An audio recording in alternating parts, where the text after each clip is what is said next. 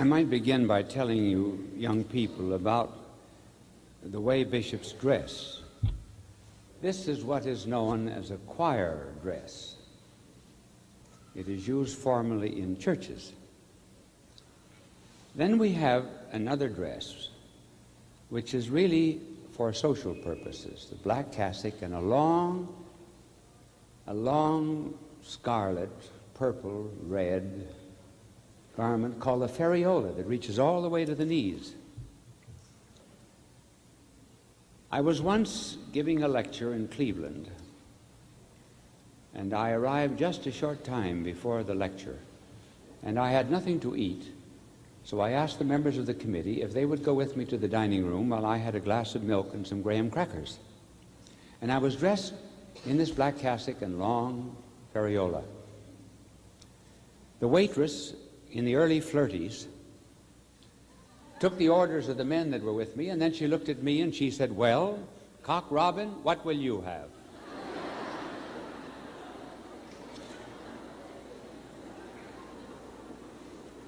Now, this is not the Cock Robin dress, but let me tell you about this.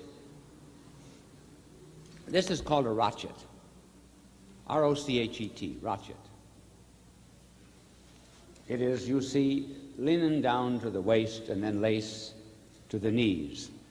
I was in the Beverly Wilshire Hotel in Los Angeles a short time ago, and I went up to my room at night, and I found my pajamas on one bed and the rochet on the other.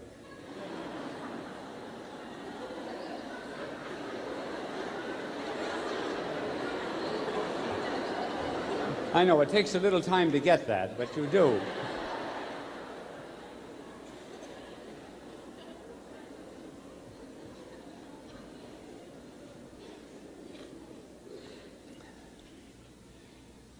Now, a word to you young people.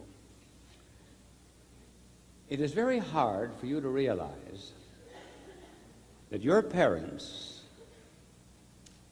lived in a day when no bicycle needed to be locked. When doors were left unlocked at night. When anyone could walk the streets of a large city without being mugged or attacked. Those were days of peace. You have never seen them. It probably is hard for you to realize that that's the way America once was. Now, how did this change come about? Why suddenly have we had so much dishonesty? Let me tell you this story about dishonesty. I was in one of the big hotels of this country. The manager told me that he found the cashier stealing money. This woman had a very wide pocket in her skirt, and she would reach in the drawer and take bills and stick them in. And they saw her, and one day they caught her in the act and discharged her. The union said to her, "You may not discharge her. If you discharge her, we will call a strike on the hotel and call everyone out of the hotel." The litigation went on for about 3 months. The union won. They had to take the girl back. Do you know what their argument was? They said to the hotel manager, "Did you ever tell that girl it was wrong to steal?" And the hotel said, "No, we never told her it was wrong to steal." Well, then how would she know? See how much the world has changed? Now, what made it change? I think maybe we can pinpoint a date. 8:15 in the morning, the 6th of August, 1945. Can any of you recall what happened on that date? It's history. Before you were born, many of you. Yes, what was it? Which? The war, no. It was the dropping of the bomb on Hiroshima in Japan. When we flew an American plane over this Japanese city and dropped the atomic bomb on it, we blotted out boundaries. There was no longer a boundary between the civilian and the military, between the helper and the helped, between the wounded and the nurse and the doctor, between the living and the dead. For even the living who escaped the bomb were already half dead. So we broke down boundaries and limits. And from that time on, the world has said, we want no one limiting me. So that you people heard the song, you've sung it yourselves, I gotta be me, I gotta be free. You want no restraint, no boundaries, no limits. I have to do what I want to do. Now let's analyze that for a moment.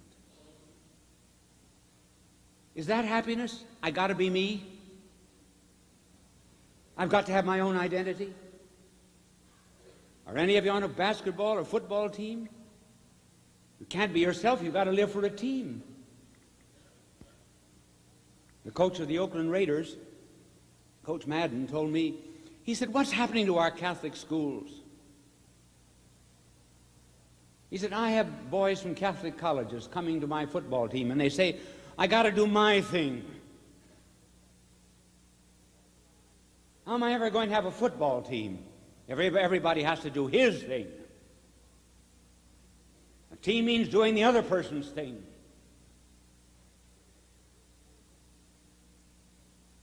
But we want no limits, no boundaries. There was a French play that was written, well, in your lifetime, by Sartre, in which there are three men in hell. And each of them talks about his pains, his aches, his protests, his worries, his ego, his identity. And the others are not listening. When the curtain goes down, the last line of the play is, my neighbor is hell. Why is the neighbor hell? Because he stands in my way. I can't do what I want to do. God is hell. Parents are hell. Church is hell. Why? Because they limit me. So now we're living in a world of just doing your thing without regard for law. Just suppose now, to get very practical, just suppose your parents never gave you pot training.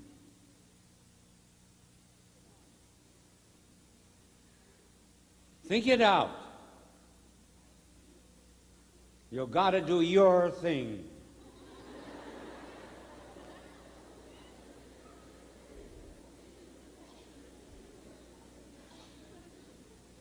Two things would happen. Today, you would hate your parents for never having trained you, and secondly, you would hate yourself. So you are what you are today simply because your parents laid hold of you and said, we're going to train you. They didn't allow you to do your thing. Now, if I've made myself clear up to this point, you're living in an age where freedom is described as license, the right to do whatever you please. But that's chaos. If everyone did what he drove a car as he pleased, we'd have disorder in the streets. Certainly you can do whatever you please. You can stuff your Aunt Maisie's mattress with old razor blades. You can turn a machine gun on your neighbor's chickens. Then freedom becomes just a physical power. then the one who was most free is the one who was most strong. So the world has changed. We used to have laws. We had obedience. We had discipline. Today, no boundaries, no limits. And you're not happy that way. Now, there isn't a boy here, because you are more interested in games than the girls are. But when you play games, and it's true of the girls in a limited way, you have boundaries, you have limits. You've got foul lines on the basketball court. You play baseball, you've got lines running into the outfield. You play football, limits, boundaries. You couldn't have fun if someone, for example, was picked up the football and ran outside of the field. You say, no, you can't do that. We got limits. Well, why don't you respect it in other things? If that's the way you want it in games, why don't you want it that way in life? Then we're happy. Now, what is the one thing in this free world, thanks to the press and television, that is the major interest of the young? It's sex. So let's talk about it. Today, sex has become almost mental. Every advertisement has to use it, so that you are inclined always to think about it. What is it, really? Well, the reason you want to know about it is because it's a mystery. What is a mystery? Well, a mystery is a sacrament. As a matter of fact, the Greek word mysterion is the Latin word sacrament and the English sacramentum and the English word sacrament. Now, what is a sacrament? And then we'll understand sex. Every sacrament or every mystery has two elements. First, physical. Secondly, spiritual. Something that is visible, something that is invisible. Take, for example, baptism. What is the physical side of baptism? Water. What is the invisible side of baptism? The cleansing of the soul to make us children of God. A word is a sacrament because there's something audible, and then there's something invisible about it, namely the meaning of the word. Take, for example, a pun. I don't know whether I can think of one at the moment, but oh yes, here's one. A little girl was once asked, "What are you going to do when you get as big as your mother?" And the little girl said, "Diet." Now, you see, you laughed at that. Now, why did you laugh at that? If, for example, a horse heard that joke, the horse wouldn't give a horse laugh. Why do you laugh? Because in addition to hearing the sound that a horse would also hear, you got meaning out of it. You got purpose. The Eucharist is a sacrament, a mystery. Something you can see, bread. Something invisible, the presence of Christ. Sex is a mystery. There is something physical about it. Everyone is either male or female. It's that simple. Period. Not at all complicated. What is the invisible side of sex? What is the mystery? It's a mystery of love. And it stands for something spiritual. First of all, sex stands for God's creative power given to people. So he gives the creative power to a husband and wife. Instead of directly creating us, he says to a father and mother, "I will let you share my creative power, and you will give life. This is the spiritual side of marriage and of sex. But it also stands for something else.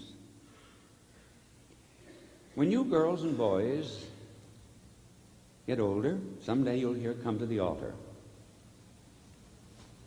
You'll be married. And there will be a reading from St. Paul's letter to the Ephesians. And this is what you will be told. Every bride stands for the church. Every groom stands for Christ. Think of it. God intended that in marriage, the husband stands for Christ. The bride stands for the church. Does that mean that the man is the head of the woman in the sense of domination? No. The man is the head of the woman in the sense of sacrifice. So as Christ gave himself up for his spouse, his bride, which is the church, so the husband sacrifices himself for the wife. Now that's the spiritual side of marriage and of sex. It therefore refers to love, human love between husband and wife, the love for God, the love for the church. One of the reasons why it is very difficult for parents ever to teach you the complete mystery of sex is this. They find it very hard they can communicate the physical side, that's nothing. But to communicate to you the mystery, the deep, profound love that is involved, that is something that is almost impossible to describe. The poet said, "Would that I could utter the thoughts that arise in me when there was love in his heart." And therefore there will always be a difficulty in the way of explaining to you the mystery. Now, this is what it is. It's God's gift, his creative power, and it's not to be used until God gives the power. Now, for example, where's my Lieutenant Fitzgerald? He's around here someplace. Well, now, Lieutenant Fitzgerald has been with me every day since I've been here. Suppose I took his uniform and put it on. Well, first of all, it wouldn't fit me. But suppose it fitted me. Well, I would then go out on the street in his uniform and begin directing traffic. I would have no authority to direct traffic, even though I was wearing the uniform. I have to be empowered by civil authority to wear that uniform and direct traffic. And so you have to be empowered to use this mystery. You cannot use it of and by yourself. We're in school, see, that's change of classes. So I'll change my subject now and give you another idea to keep you interested. The new idea to which we pass is the difference of love in a young man and in a young woman.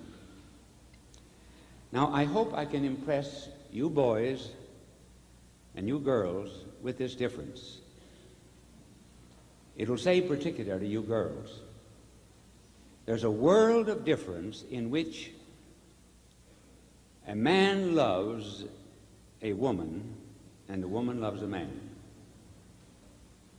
A world of difference. A boy can love a part of a woman. A woman can love only the whole man. Now that is why, my dear girls, that the boys will talk about your legs. They can love a part of you. They can love a dimple, but then they have to marry a woman. Do you ever talk about boys' legs? Never. You never mention boys' legs. Why? Simply because you're not built that way. The boys different. That's the reason you got to watch the boys. Don't think they love you simply because they love a part of you. But you girls, you're slow to love. And the boys will say, oh, you're cold. You're not cold, you're wise. That's what it is. You can't love until you give yourself totally and completely. So you wait. Therefore, do not rush into marriage. Take your time. Wait and see whether the man is capable of sacrifice or not. And then the man, too, if he spoils you in any way, will not have the same love afterwards as before.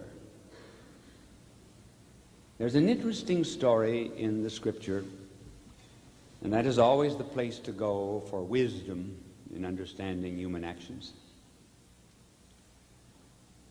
Amnon was in love with a young woman in David's palace, Tamar.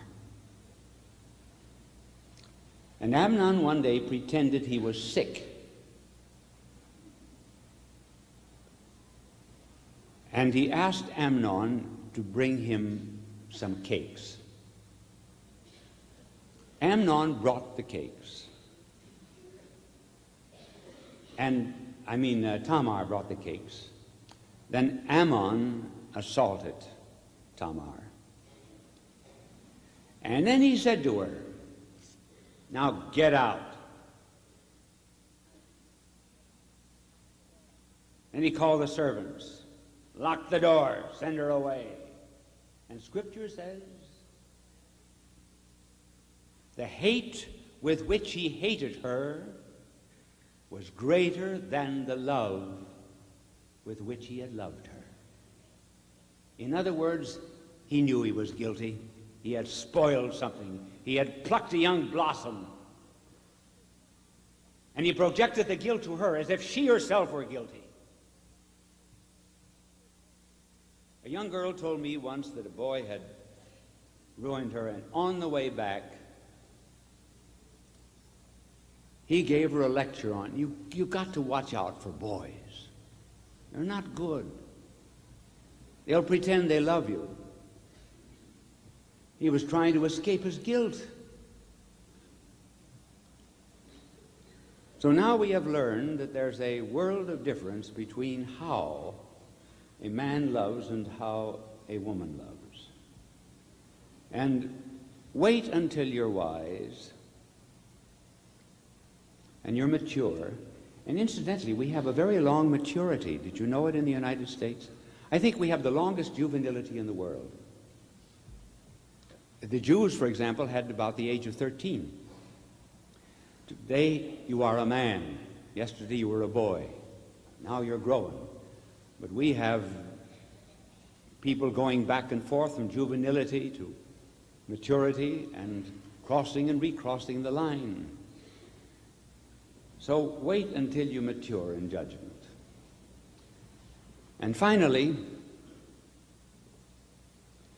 you will often hear among yourselves, boys and girls talking and say, I don't believe anymore. I'm an atheist. Or I just can't believe in God and the like.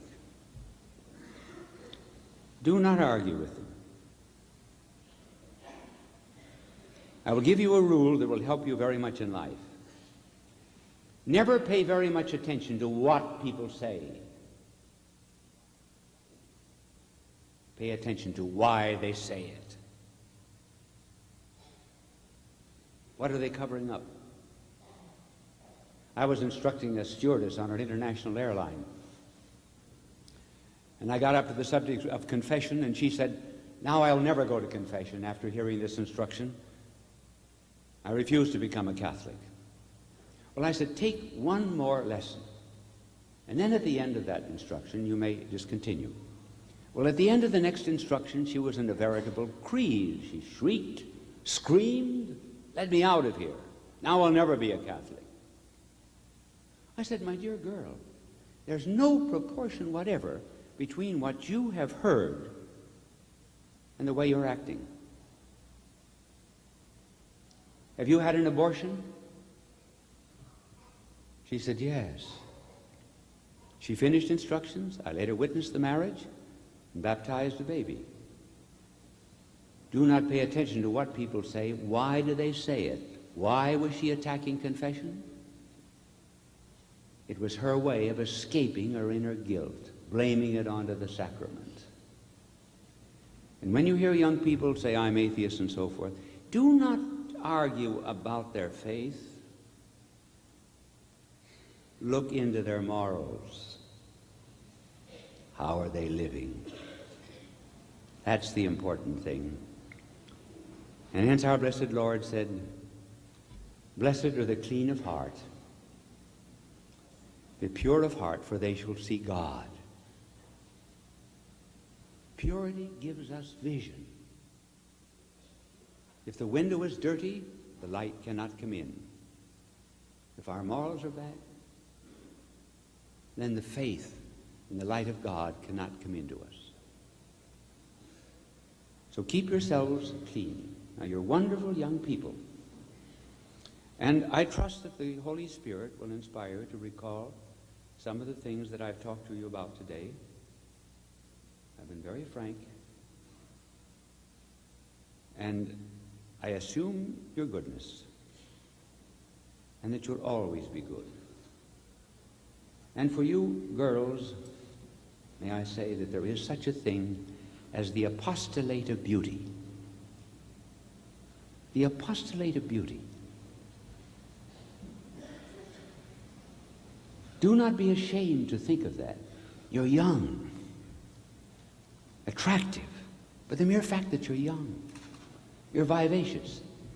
Do you realize that when beauty is virtuous, it's far more appealing than anything else?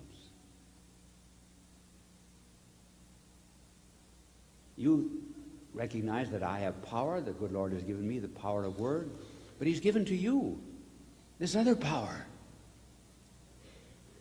And it's more powerful, really, because, as a wise old Greek said, everyone loves beauty. So practice the Apostolate of Beauty. And as for you young men, life is hard. It's a struggle. But the Lord will not be failing in his goodness to you. And now with that, I conclude, because I don't want to keep you any longer, and I will finish with a story about a priest who was talking on the 12 minor prophets. There are 12 minor prophets in the Old Testament. And he had talked for an hour and 45 minutes and had finished only 3. He saw the audience was getting a bit tired. And so he introduced the next one with some degree of histrionics. And he said, and now, where shall I place Habakkuk? Someone got up in the back of the hall and said, he can take my seat.